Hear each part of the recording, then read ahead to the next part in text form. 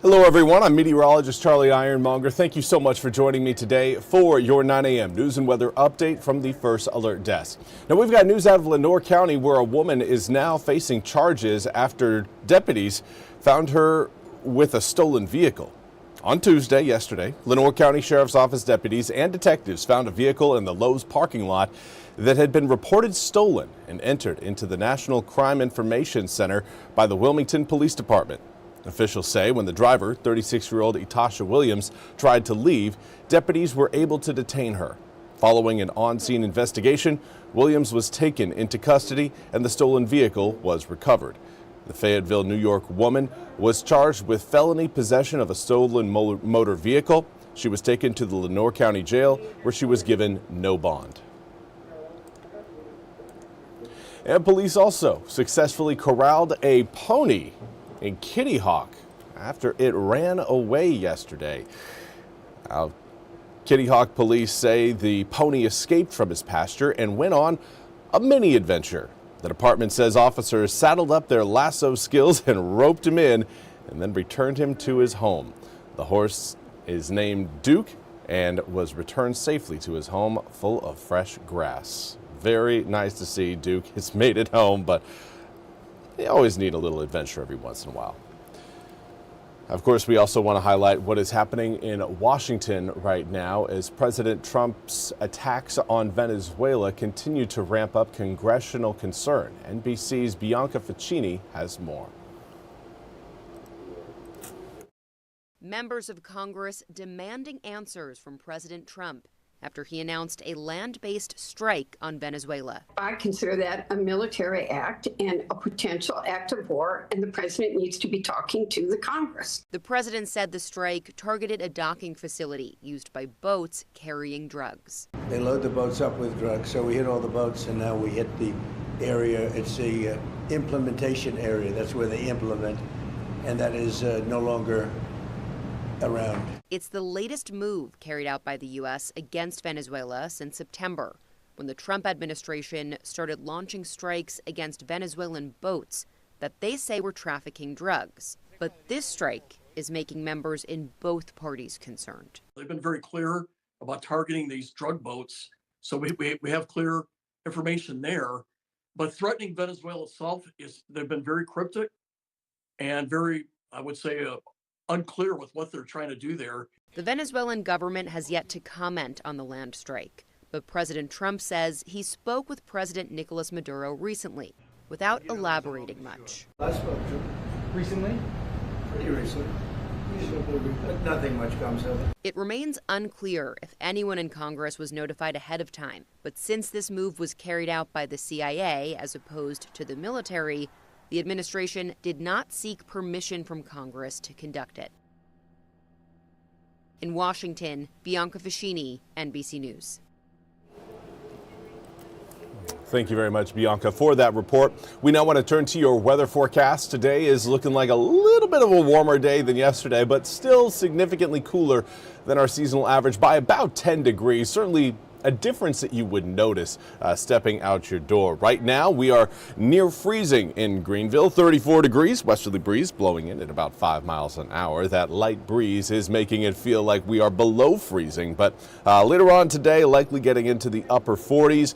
Mostly sunny skies coming up for today, maybe a few passing clouds in the afternoon, certainly nothing that will be giving us any sort of rain showers.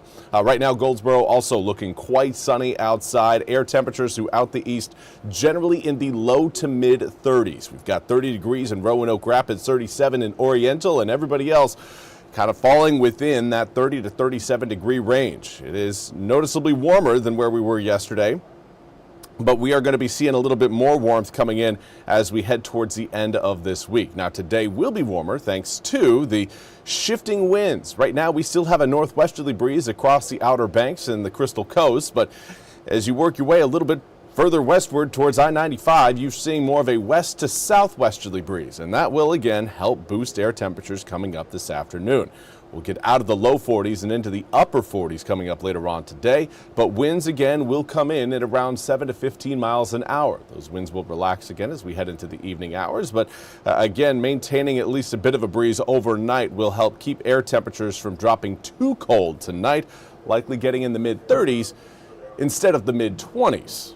We'll take it, especially if we can stay above freezing. Coming up for your Thursday again, winds try to swing back around to the northwest. We'll see again how impactful that wind shift is. Right now, it does look like our air temperatures will be staying a little bit below our seasonal average for Thursday, for the first day of 2026.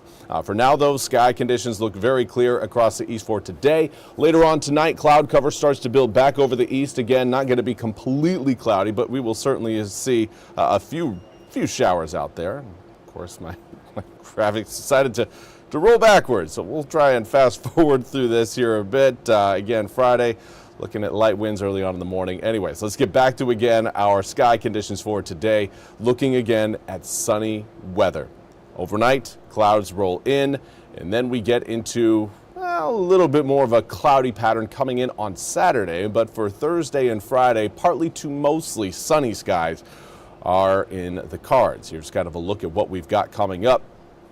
That area of low pressure you're seeing drift down over the Great Lakes, that will be staying a little bit too far north for us to feel any sort of impacts off of that system.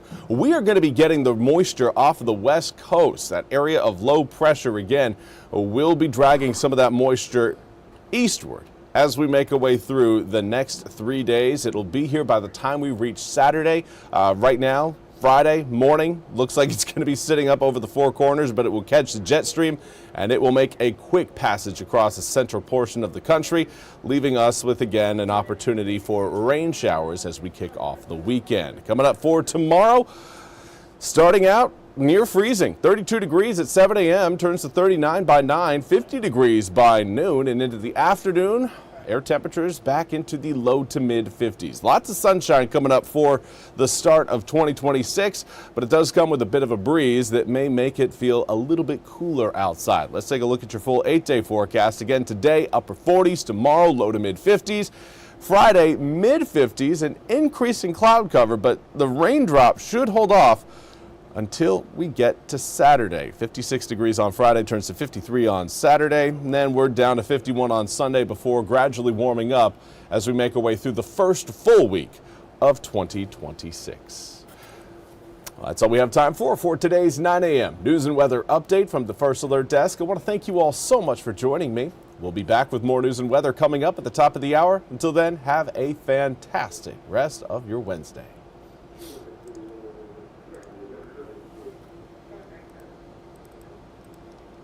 This hour of the WITN First Alert Desk is sponsored by ENC Pirate Realty.